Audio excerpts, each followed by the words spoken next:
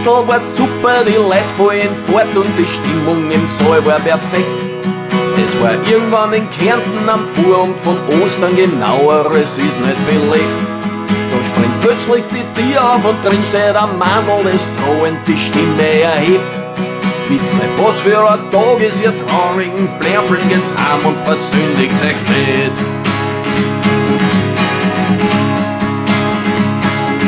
Doch die lachen nur höhnisch und schimpfen das Mandl, bis es sie umdreht und geht.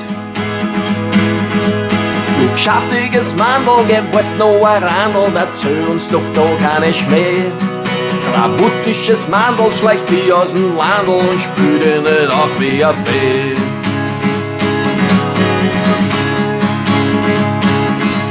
Und weiter geht's Festel, es wird immer wüder und alle sind unheimlich fett. Sie singen und tanzen und können sich voll an, dass Schlimmer nimmer mehr geht. Da springt wieder die Tür auf und drin steht das Mandl, das drohend die Stimme erhebt. Schaut's auf mein Fassel, wenn's nicht gleich aufhört, gibt's niemanden, der's überlebt.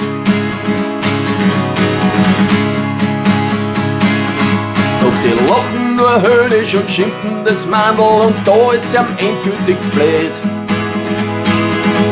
Du geschäftiges Mandl, gewollt noch ein Randl, erzähl uns doch da keine Schmäh. Trabuttisches Mandl schleicht die aus dem Landl und spült ihn nicht auf wie ein Bär. Da öffnet's Mandl das Fassel und das Wasser schießt aus, dass alles rundherum bebt. Es donnert und blitzt und es strömen die Fluten bis Stadt und das Land untergeht.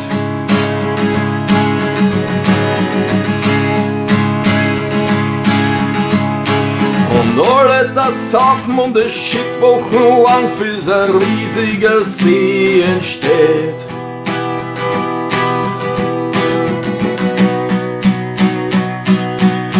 Das war die Sage vom Wörthersee, wo's aber heut wieder ordentlich lustig zugeht.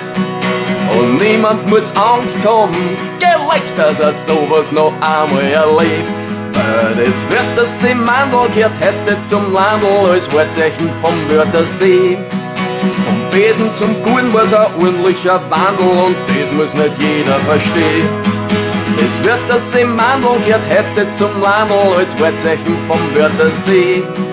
Und suchst das Randl, dann findest du das Mandl inmitten von Klagenfurt steh. Juch, hey.